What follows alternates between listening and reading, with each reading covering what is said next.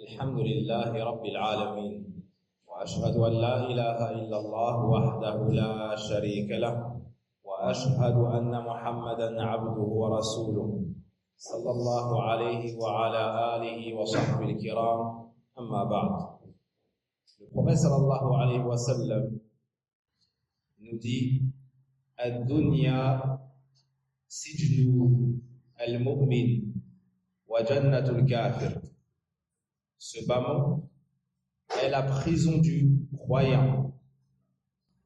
Ce bas mot est la prison du croyant et le paradis du mécréant.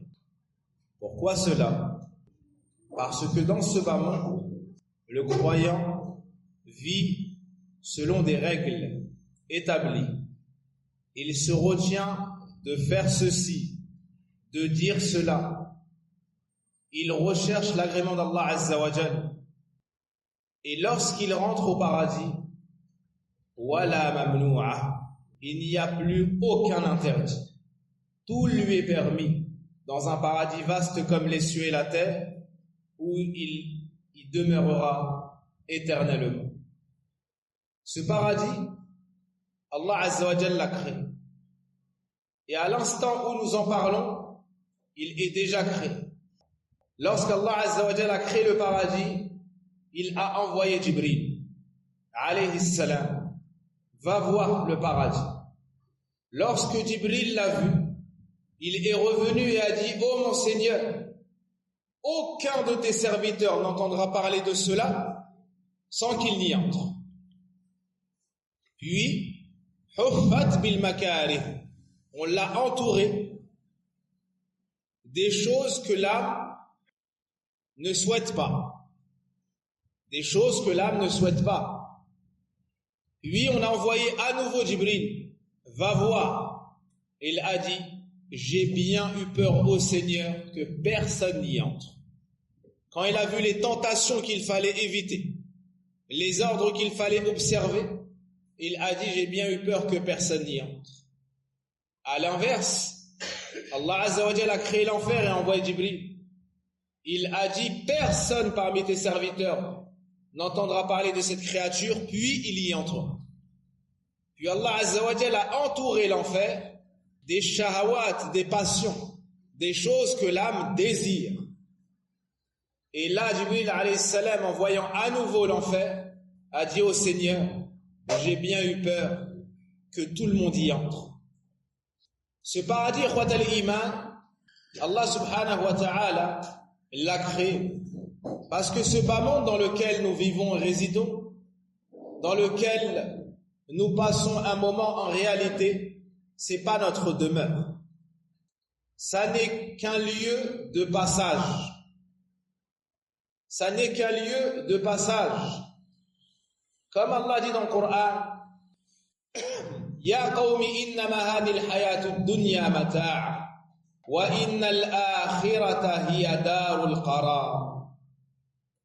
Ce bas monde, ça n'est qu'un lieu de jouissance, et certes la demeure de l'au-delà, voici celle qui sera durable. Voici celle qui sera durable. Le prophète sallallahu alayhi wa sallam nous dit, Allah le Très-Haut dit: أعددت لعبادي الصالحين ما لا عين رأت ولا أذن سمعت ولا خطر على قلب بشر. J'ai préparé pour mes serviteurs pieux ce que, comme réjouissance pour les yeux, ou plutôt j'ai préparé pour mes serviteurs pieux ce que jamais des yeux n'ont vu, jamais des oreilles n'ont entendu, et jamais le cœur d'un humain n'a pu imaginer. Allahu Akbar. Bal huma utli'tum alayhi thumma qara'a fala ta'lamu nafsum ma ukhfiya lahum min qurrati a'yun. Puis on nous informe qu'on en connaît, c'est-à-dire du paradis, que ce qui nous a été mentionné. Puis on mentionna le verset dont la traduction des sens est « Aucun être ne sait ce qu'on a réservé pour eux comme réjouissance pour les yeux, en récompense de ce qu'ils œuvraient. » On ne comprend des termes, on nous enseigne des termes, ou plutôt du paradis, que les termes, juste pour qu'on suive. Mais sinon, l'or n'est pas l'or, l'eau n'est pas l'eau, la maison n'est pas la maison, et ainsi de suite. Mais pour que tu saches de quoi on parle, on t'a cité ces termes-là. Sinon, tout ce qui t'a été enseigné dans le Coran et la Sunna, c'est bien meilleur que tout ce qu'on a pu voir et imaginer. Ce paradis-là, Allah subhanahu wa ta'ala l'a créé. Et d'y croire fait partie de la croyance des gens de la Sunna. D'y croire, ça fait partie du iman. De croire en tout ce dont Allah nous a informé dans le Coran, tout ce dont nous a informé le prophète alayhi salatu wassalam dans la Sunna. Et ça fait partie du 5e pilier de la foi, l'iman bil yawmil akhir. La foi au jour dernier comprend 3 piliers. Al-iman bil ba'th, al-iman bil hisab wal jaza, wal-iman bil jannati wan nar. Pour avoir foi au jour dernier, on doit avoir ces 3 points-là, ainsi que toute information qui nous parviendrait. Premièrement, croire en la résurrection. Allah va nous faire revivre, corps et âme. Deuxièmement, le jugement et la rétribution. Troisièmement, la foi au paradis et à l'enfer. Et ce paradis-là, c'est la créature d'Allah et c'est sa miséricorde et sa rétribution. Mais est-ce qu'il est pour tout le monde? Non. U'iddat lil muttaqin. Il a été créé en tant que récompense pour les gens pieux. Pour les gens pieux, il y aura beaucoup d'étapes avant d'atteindre ce paradis-là, en espérant que ce soit l'objet d'une prochaine conférence, les étapes de l'au-delà, de la mort à l'entrée du paradis, des gens du paradis au paradis. Avant même d'y accéder, avant même de pouvoir l'observer, d'y entrer et de pouvoir se délecter, le paradis a une odeur. Le paradis a une odeur. Abdullah ibn Amr nous dit, comme le rapporte l'imam al-Bukhari rahimahullah ta'ala, wa inna rihaha tujadu min masirati 40 ama. Dans une autre version, mi'ati am. Dans une autre version, khamsu mi'ati am. Son odeur se sent à une distance de 40 années. Dans un autre hadith, ou une autre version, 70. Dans un autre 100 et dans un autre 500 années. À 500 ans de distance avec le paradis, tu sens son odeur. Entrons dans la description. Ce paradis, on le recherche tous. Wallah, il n'y a pas un croyant, aussi faible soit-il, il n'y a pas un musulman, aussi faible soit-il, qui ne souhaite pas entrer au paradis. Et il y a des causes pour y entrer. Et une des plus grandes causes, c'est la connaissance de sa description. Car personne n'entend parler du paradis sans qu'il souhaite y entrer. Mais il faut faire les causes. Donc ce qui est demandé à chacun, c'est de noter tous ces points pour visualiser autant que possible cette description. Ensuite, se poser sincèrement cette question. Est-ce que j'ai fait les causes pour entrer dans ce paradis? Si la réponse est oui, qu'il remercie Allah, c'est grâce à lui. Si la réponse est autre chose, qu'Allah nous facilite un repentir et une réforme immédiate. Premièrement, le paradis a 8 entrées. Il y a 8 portes au paradis. Et ce sont des portes relatives aux actions, bonnes œuvres faites dans ce bas monde. Par exemple, il y a la porte de la salat. Il y a la porte de la sadaqa. Et selon tes œuvres, on t'ouvre une ou plusieurs portes et tu as le choix pour entrer dans ce paradis. Est-ce qu'il y a des gens à qui on ouvrira les 8 portes? Est-ce que c'est possible? Oui. Abu Bakr a posé cette question. Et le prophète alayhi salatu wassalam a répondu oui, et j'espère que tu en fais partie. Oui, et j'espère que tu en fais partie. Naam. Et parmi celles à qui on ouvrira les 8 portes du paradis pour qu'elles choisissent, il y a l'épouse dévouée.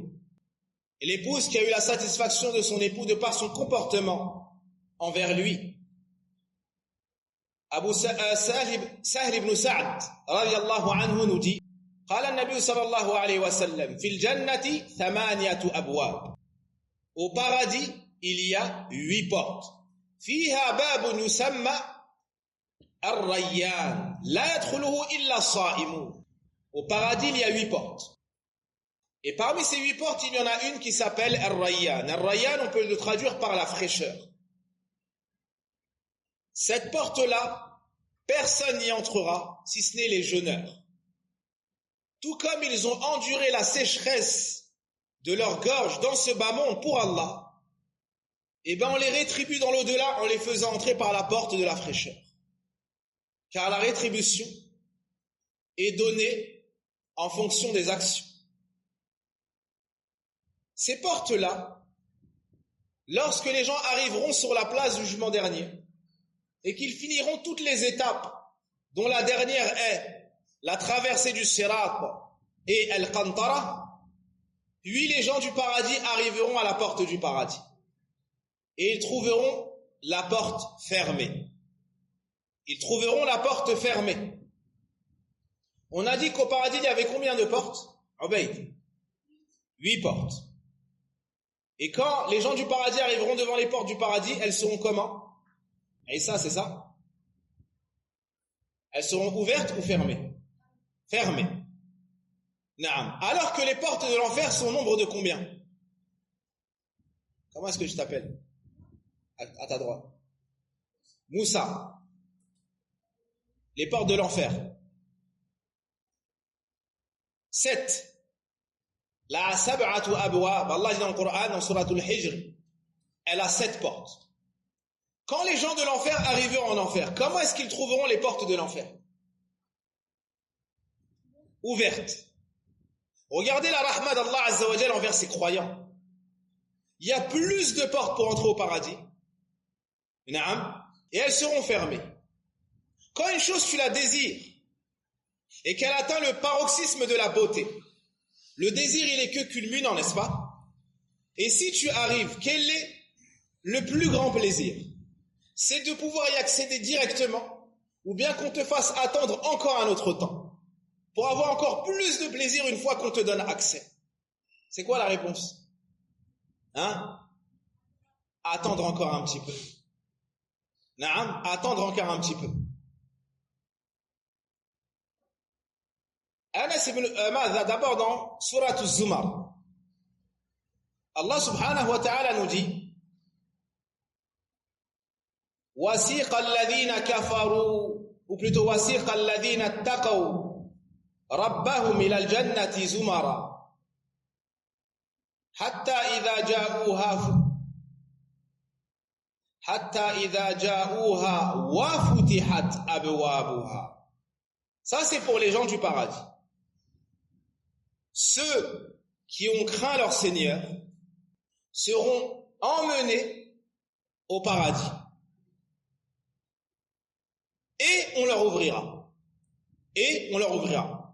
Alors que pour les gens de l'enfer, وَسِيقَ الَّذِينَ كَفَرُوا إِلَى جَهَنَّمَ زُمَرًا حَتَّى إِذَا جَاءُوهَا فُتِحَتْ أَبْوَابُهَا. On n'a pas dit wa. Les gens de l'enfer seront traînés en enfer. Et lorsqu'ils arriveront devant, leurs portes s'ouvriront. Vous voyez ce « et » là? C'est la différence entre le temps d'attente pour les gens du paradis pour entrer au paradis et les gens de l'enfer, ils rentrent directement en enfer. Et dans le hadith de Anas ibn Malik rapporté par l'imam Muslim rahimahullah ta'ala wa radiyallahu anhu, Ati bab al-jannah yawm al-qiyamah fastaftih فيقول الخازن من أنت فأقول محمد فيقول بك أمرت ألا أفتح لأحد قبلك. Savez-vous comment la porte du paradis s'ouvrira? Les portes seront fermées. Les gens attendront devant les portes du paradis. Et là, le prophète Mohammed sallallahu alayhi wa sallam va arriver. Il va frapper à la porte. Il y aura le gardien du paradis qui dira « Qui es-tu » Il répondra « Mohammed ». Et on lui répondra « C'est à toi que j'ai reçu l'ordre d'ouvrir et à personne d'autre ». Alors le prophète sallallahu alayhi wa sallam sera le premier à fouler la terre du paradis. Puis les prophètes, puis les pauvres parmi les muhajirun, ou les pauvres parmi les croyants, et ainsi de suite. Et ça, c'est une des intercessions du prophète sallallahu alayhi wa sallam pour les gens du paradis afin qu'ils puissent y entrer. Lorsque les gens vont entrer au paradis, on va les saluer. On va les saluer et leur souhaiter bienvenue, la bienvenue. Allah subhanahu wa ta'ala nous dit dans son livre جنات عدن يدخلونها ومن صلح من آبائهم وأزواجهم وذرياتهم والملائكة يدخلون عليهم من كل باب سلام عليكم بما صبرتم فنعم عقبى الدار. Les jardins d'Éden où ils y entreront, ainsi que tous ceux de leurs ascendants conjoints et descendants qui ont été de bons croyants. De chaque porte, les anges entreront auprès d'eux pour leur dire « Paix sur vous pour ce que vous avez enduré, comme est bonne votre demeure finale. » Lorsque tu entends ce verset, les anges vont venir, vont féliciter, vont saluer et vont citer une des grandes causes de l'entrée du paradis, c'est l'endurance. Qui ne dit pas « Ah, il y a de la fitna, ah, c'est difficile, ah, il n'y a pas beaucoup de la sunna, ah, il n'y a pas beaucoup de cours, ah, il y a ceci, il y a cela, il y a beaucoup de choses. » Tu veux rentrer dans ce paradis? Endure, patiente, supporte, accroche-toi au livre d'Allah Azza wa Jal, accroche-toi à sa voix, et tu te réjouiras ce jour-là quand les anges vont venir te saluer. Et tu vas oublier tout ce qui s'est passé dans ce bas monde. Tout ce qui s'est passé dans ce bas monde. Écoutez bien. Les pires des maux, le plus grand malheur de ta vie, un pied au paradis et tout sera oublié. Et qui dans cette salle peut dire, c'est moi qui ai souffert le plus depuis Adam jusqu'au dernier homme? Qui peut dire ça? On baigne dans les bienfaits d'Allah Azza wa Jal, quel que soit le malheur, la maladie qui nous touche et ainsi de suite. Wallahi, on est des grands privilégiés. Et nos tables à manger sont les tables des rois d'avant. Vous voyez les tables qu'on nous pose, que cette femme se fatigue à préparer, peut-être tu la remercies pas à la fin, et tu dis c'était trop salé ou pas assez. Sache que c'est la même table que les rois d'avant avaient. Naam, on baigne dans les bienfaits d'Allah. Qu'Allah nous aide à être reconnaissants. Anas ibn Malik nous dit, comme le rapporte l'imam Muslim, yu'ta bi an'ami ahli ad-dunya min ahli an-nar يوم القيامة فيسبغ في النار صبغة ثم يقال يا ابن آدم هل رأيت خيرا قط هل مر بك نعيم قط فيقول لا والله يا رب ويؤتى بأشد الناس بؤسا في الدنيا من أهل الجنة فيسبغ صبغة في الجنة فيقال له يا ابن آدم هل رأيت بؤسا قط هل مر بك شدة قط فيقول لا والله يا رب ما مر بي بؤس قط ولا رأيت شدة قط. On fera venir la personne, le jour de la résurrection, on fera venir un habitant de l'enfer. Et c'est celui qui a eu la vie la plus plaisante dans ce bas monde, mais dans le haram. C'est celui qui a goûté à pleines dents à la dunya, au-dessus de tout le monde. Vous imaginez? Naam. Des fois, tu voyages dans une ville comme Tanger, tu vois la mer, après tu vois la montagne, après tu vois la forêt, tu te dis subhanallah. Naam. T'as chaud, il y a du vent, la température. Subhanallah, ni'am min Allah azza wa jal. Tu veux manger, il y a à manger, t'as soif, il y a à boire, il y a des frères, il y a la fraternité, tu te dis subhanallah, c'est un avant-goût du paradis. Puis, tu vas dans une autre ville, tu trouves mieux. Tu vas là-bas, tu trouves mieux. Tu assistes à un cours, t'aimes. Tu vas à un autre cours, t'aimes mieux. Et c'est comme ça la dunya. Hein? C'est comme ça la dunya. T'es comme un enfant qui dit c'est le plus bon, c'est le meilleur jouet de ma vie. Et le lendemain, il dit non, c'est celui-ci. Un plat, il dit la même chose. Une boisson, il dit la même chose. Et ainsi de suite. Comme des enfants qui redécouvrent chaque jour des bienfaits d'Allah. Là, on parle de l'homme qui a été le plus comblé dans ce bas monde de bienfaits.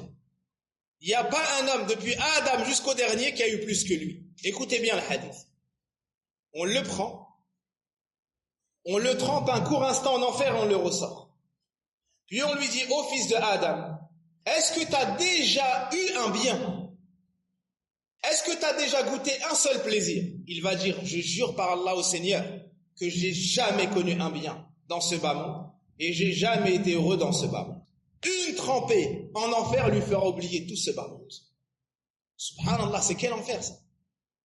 À l'inverse, on amènera celui qui a le plus souffert dans ce bas monde, de la création de Adam jusqu'au dernier homme, mais parmi les habitants du paradis. On va le prendre, on va le mettre un court instant au paradis, on va le ressortir, on va l'en sortir. Puis on va lui demander, ô fils de Adam, est-ce que tu as déjà vu une seule difficulté dans ta vie? Est-ce que tu as déjà connu un seul malheur? Il va dire non. Par Allah, ô Seigneur, jamais je n'ai eu un problème dans ma vie, jamais je n'ai vu une difficulté. Subhanallah. Est-ce qu'il n'y a pas dans ce hadith assez pour supporter ce bas monde, patienter et endurer? Hein? Subhanallah. Un instant au paradis, tu vas oublier tous tes problèmes. Ton voisin qui te dérange depuis un an, t'habites là-bas, tu souffres, tu dis comment je vais vivre encore? Tu vas oublier ce voisin-là. Naam. Celui qui te manque de respect, celui qui ceci, celui qui cela. Naam. J'ai plein d'exemples en tête. Naam, je n'en mentionnerai pas plus. Tout ça pour dire que ce paradis-là, il mérite qu'on fasse tout ce qu'il faut pour y entrer. Et plus on avance dans sa description, plus cette certitude augmente. Ce paradis, Allah Azza wa Jal nous a ordonné de faire la course entre nous pour y entrer. Allah nous dit وَسَابِقُوا إِلَى مَغْفِرَةٍ مِّن رَبِّكُمْ وَجَنَّةٍ عَرْضُهَا كَعَرْضِ السَّمَاءِ وَالْأَرْضِ. Ce paradis est vaste comme les cieux et la terre. Hâtez-vous vers un pardon de votre Seigneur, ainsi qu'un paradis aussi large que le ciel et la terre. Aussi large que le ciel et la terre. Ce paradis-là, on n'imagine pas sa vasteté. On n'imagine pas sa grandeur. Ce paradis-là, dans ce paradis-là, tu n'auras pas une maison, tu auras des maisons. Hein? Toi qui t'es retenu de faire un crédit avec un riba, toi qui t'es éloigné de la colère et de la malédiction d'Allah Azza wa Jal, et peut-être tu vis dans un petit appartement, mais dans cet appartement, il y a la salat. Dans cet appartement, il y a dhikrullah. Dans cet appartement, il y a la lecture du Coran, c'est le meilleur des appartements. Dans cet appartement, il y a sa'ada, il y a le bonheur, meilleur que dans certains palais, où il y a la désobéissance d'Allah Azza wa Jal, parmi les serviteurs qui désobéissent à leur Seigneur. Mais au paradis, écoute, comment sera ta maison, insha'Allah. Labinatun min fidda, wa labinatun min dhahab, milatuha al-miskul azfar, wa hasba'uha al-lu'lu' wal-yaqut, wa turbatuha za'faran man dakhalaha yan'am wa la ya'bas, ويخلد ولا يموت ولا تبلى ثيابهم ولا يفنى شبابهم. Écoutez la maison, sa construction, quelle sera les matériaux utilisés. Une brique d'argent, une brique d'or. Une brique d'argent et une brique d'or. Les maçons savent qu'on ne peut pas entreposer des briques et elles vont se tenir toutes seules, n'est-ce pas? Qu'est-ce qu'il faut mettre pour consolider cela? Du ciment. Savez-vous quel est le ciment du paradis? Le prophète alayhi salatu wa salam a dit wa milatuha al-misk al-azfar, c'est le musc pur. Naam. Savez-vous quelle est la terre du paradis? La terre du paradis, c'est le safran. Naam. C'est inestimable. Le safran, il est inestimable. Le prophète alayhi salatu wa salam nous dit celui qui entre au paradis sera heureux et n'aura plus aucun malheur. Il y vivra éternellement et ne mourra jamais. Ses vêtements ne s'useront jamais et sa jeunesse ne disparaîtra jamais. Naam. Ibn al-Qayyim rahimahullah ta'ala nous dit dans Hadi al-Arwah wal ghalib anna turab al-jannati min az-za'faran. Généralement, la terre du paradis sera le safran. Mais lorsqu'elle sera mélangée à l'eau, naam, alors elle deviendra du musc. Elle deviendra du musc. La terre du paradis, de base, elle est vide. Et savez-vous ô combien elle est fertile? Mais quel est son engrais? Qu'est-ce qui va développer cela? Lors du voyage nocturne, Ibrahim alayhi salam a rencontré notre prophète et lui a dit, sallallahu alayhi wa sallam, transmets mon salut à ta communauté. Wa akhbirhum anna al-jannata tayyibatu at-turba, 'azbatu al-ma', wa anna qi'an, wa anna ghirasaha subhanallah walhamdulillah wa la ilaha illallah wallahu akbar. Et informe ta communauté que le paradis est bon, sa terre pousse très rapidement, son eau est bonne et elle est fertile, désertique et fertile. Et ces plantations sont subhanallah walhamdulillah wa la ilaha illallah wallahu akbar. En disant cela, tu construis ton paradis. Tu construis ton paradis alors que tu es assis. Le paradis, c'est pas un plein pied. Le paradis, c'est des degrés superposés les uns au-dessus des autres. Si ce n'est que l'un verra l'autre comme il voit une étoile au loin. Comme il voit une étoile au loin. انظر كيف فضلنا بعضهم على بعض وللآخرة أكبر درجات وأكبر تفضيلا. Regarde comment nous favorisons certains sur d'autres, et dans l'au-delà, il y a des rangs plus élevés et plus privilégiés. Donc, les degrés du paradis ne se valent pas. Les alliés d'Allah Azza wa Jal, les pieux, seront dans les hauts degrés du paradis. L'espace qu'il y a entre chaque niveau est semblable à l'espace qu'il y a entre le ciel et la terre. Et le point culminant du paradis se nomme comment? Al-Firdaus. C'est le plus haut du paradis et c'est le centre du paradis. Et au-dessus de Jannatul Firdaus, qu'est-ce qu'il y a? Le toit de la création. C'est quoi? Arshur Rahman, le trône d'Allah Azza wa Jal. C'est la créature la plus haute, la plus lourde, la plus vaste.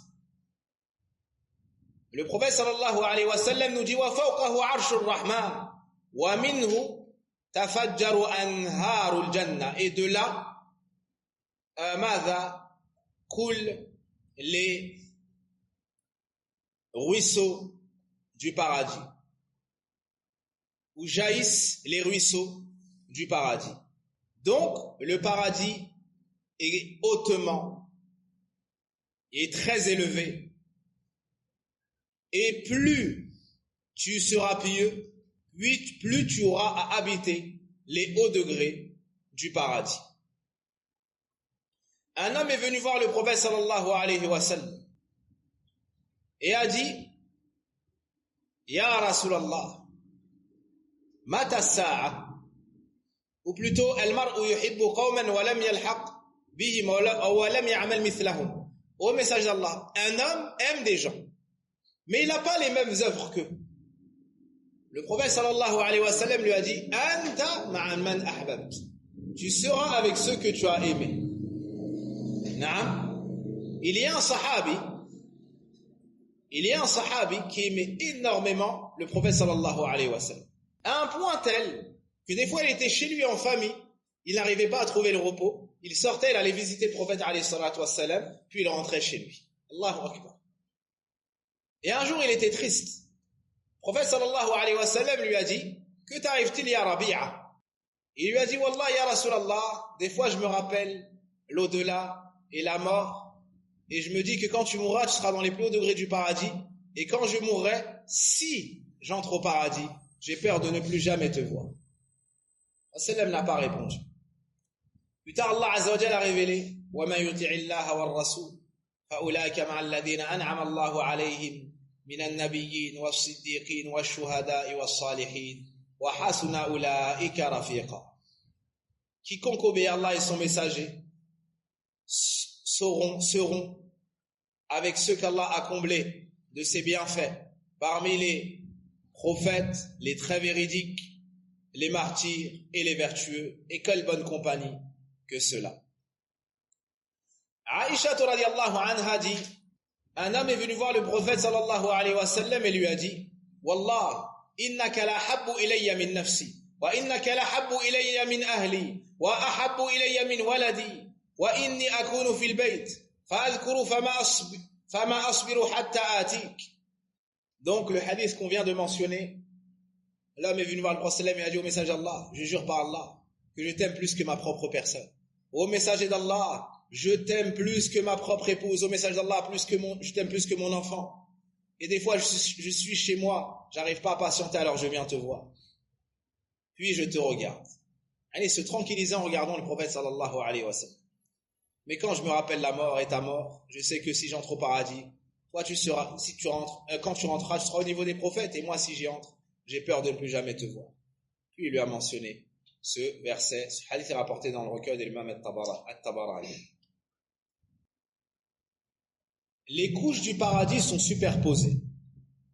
Allah Azza wa Jal nous dit, لكن الذين اتقوا ربهم لهم غرف من فوقها غرف مبنية.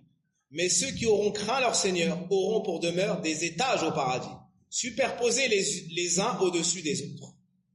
Les uns au-dessus des autres.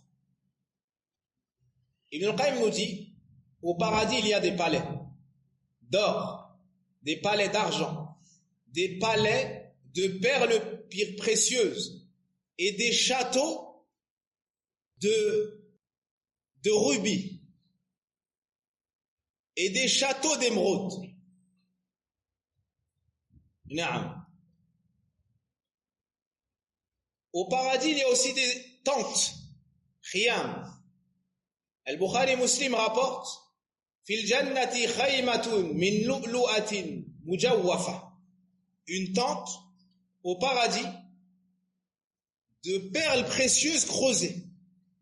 De perles précieuses creusées. Sa largeur fait 60.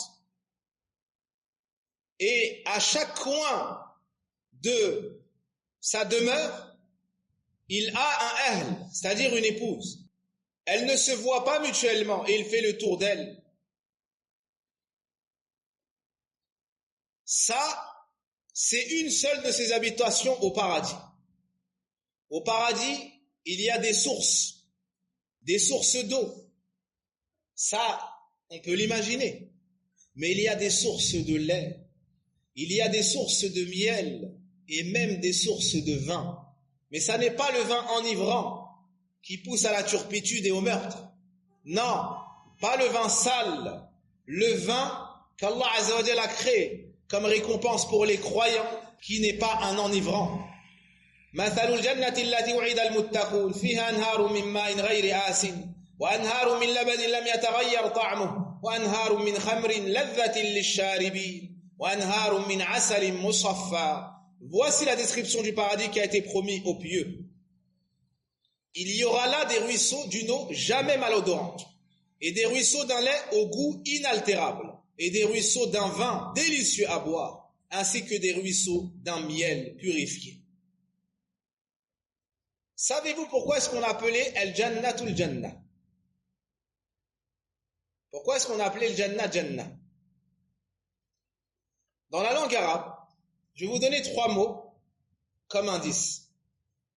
Al-Jannah, Al-Jinn, Al-Janin Al-Jannah, le paradis.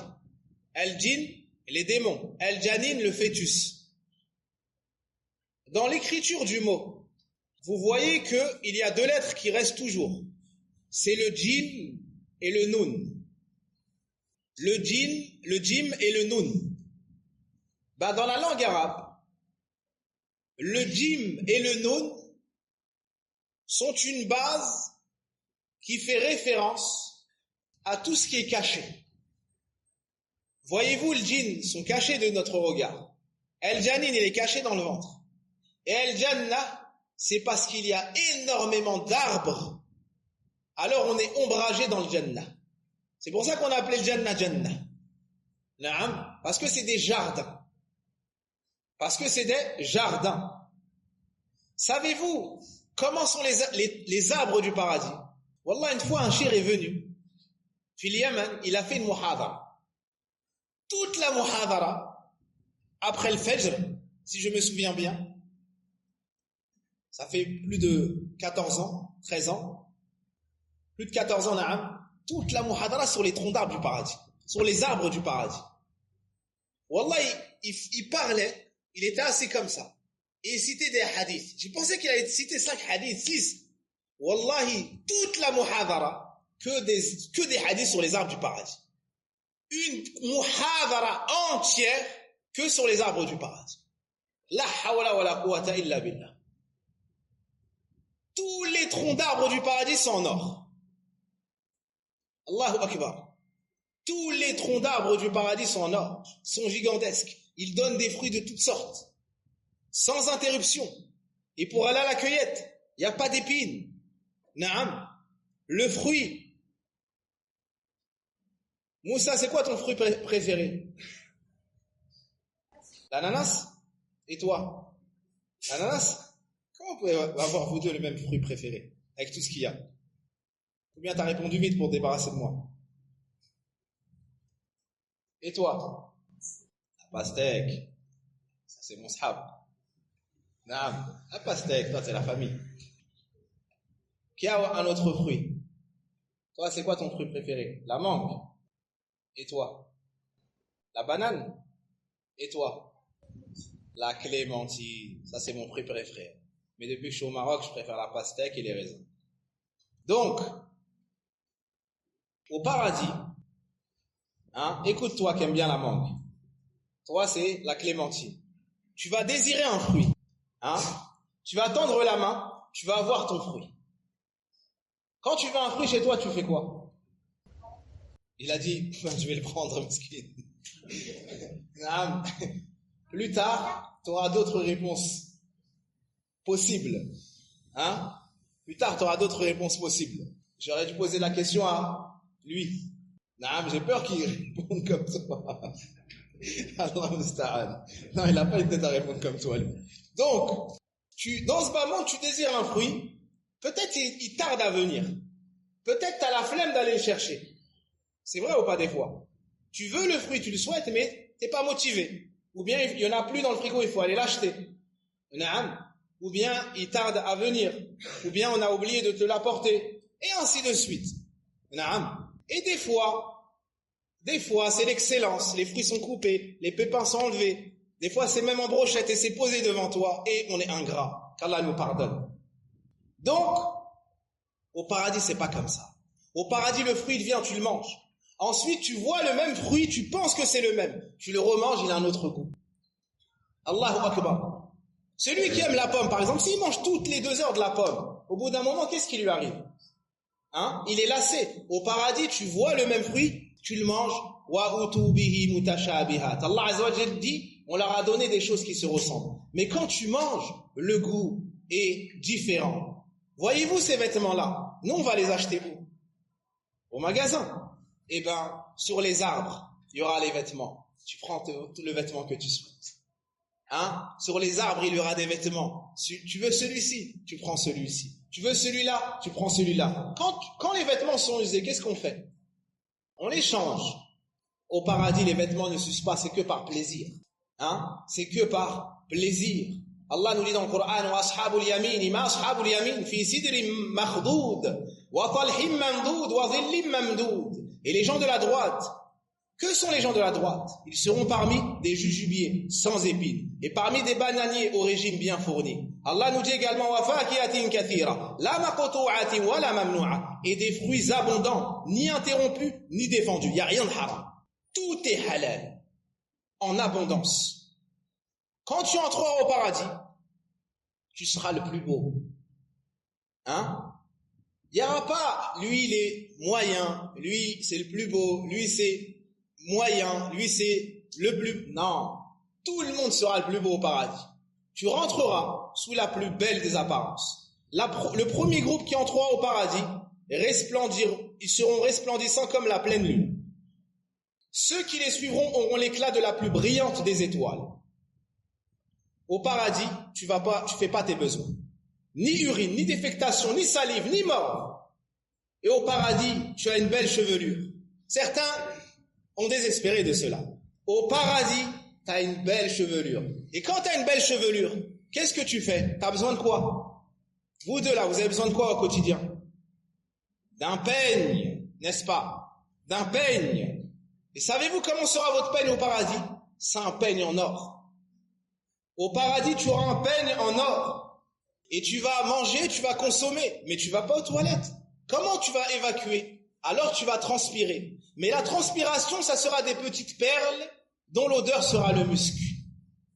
Hein? En été, la chaleur, ça c'est fini. Il y aura des petites perles qui vont émaner du corps, et ça aura l'odeur du musc. Il y aura un encens, le costus. Ça c'est des racines que tu trouves que dans certains endroits. Et quand c'est brûlé, ça dégage une très bonne odeur. Leurs épouses seront les hourés aux grands yeux.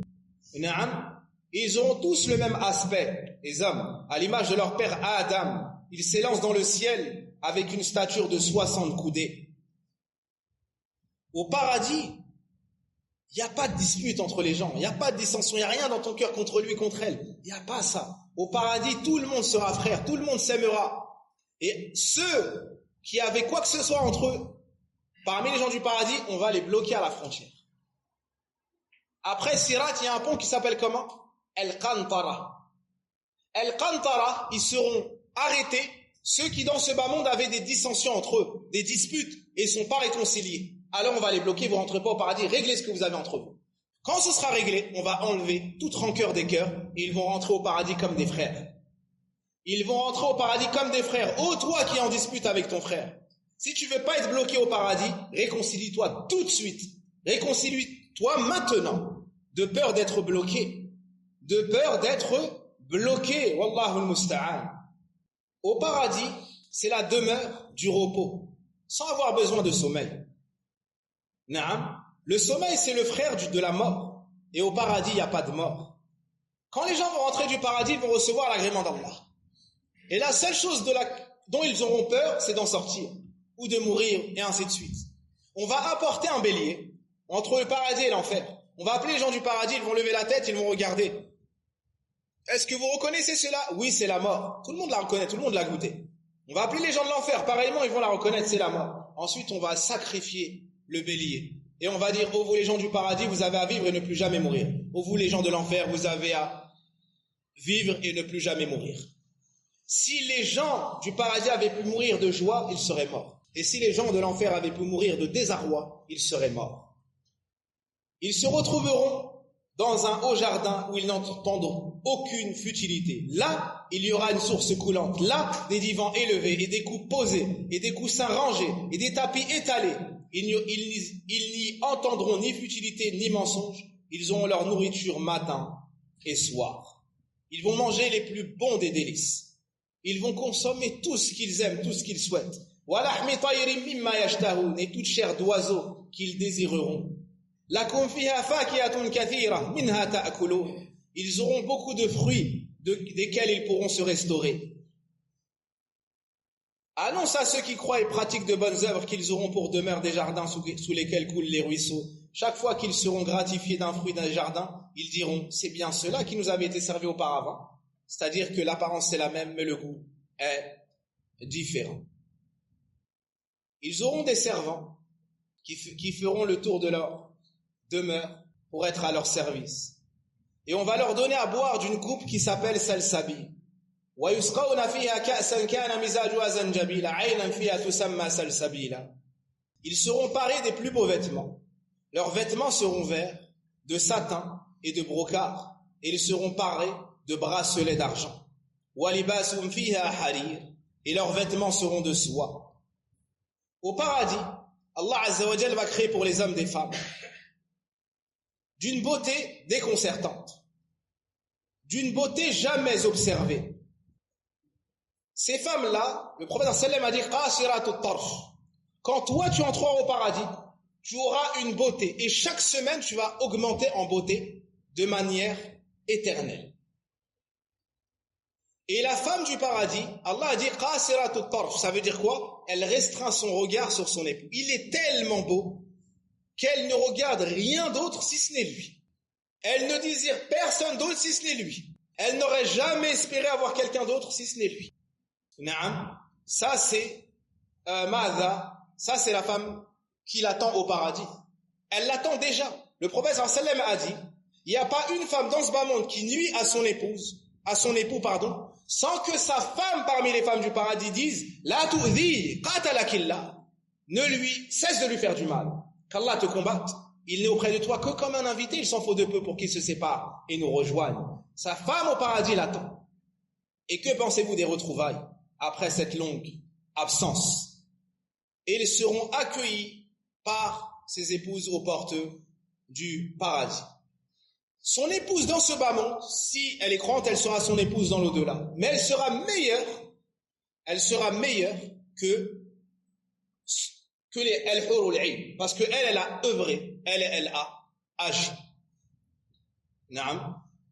Il y a beaucoup à dire, mais on va conclure sur la parole et la clé du paradis. Khawat al-iman, pour goûter à cela, il faut avoir le tawhid, étudier la ilaha illallah et avoir ses conditions. Parce que si tu te présentes au paradis avec une clé sans dents, on t'ouvrira pas la porte.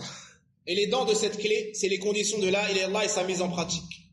On demande donc à Allah Azza wa Jal de nous accorder ce paradis, ainsi qu'à nos parents, épouses, enfants, proches, nos gouverneurs, nos enseignants, et tous ceux avec qui on s'est aimé pour Allah Azza wa Jal. Enfin, on remercie Allah Azza wa Jal, puis on remercie tous ceux qui ont concouru à ces conférences, à ces instants délicieux. Et tout comme Allah nous a réunis dans cette assise, durant ces quelques heures, ces quelques jours, nous lui demandons de nous faire entrer dans son paradis par sa miséricorde et de nous accorder le plus haut, le plus grand délice du paradis, le fait de contempler sa noble face. Wa sallallahu wa barik ala nabina Muhammadin wa ala alihi wa sahbihi ajma'in. Subhanaka Allahumma wa bihamdik, ashhadu an la ilaha illa ant, astaghfiruka wa atubu ilayk, walhamdulillahi rabbil alamin.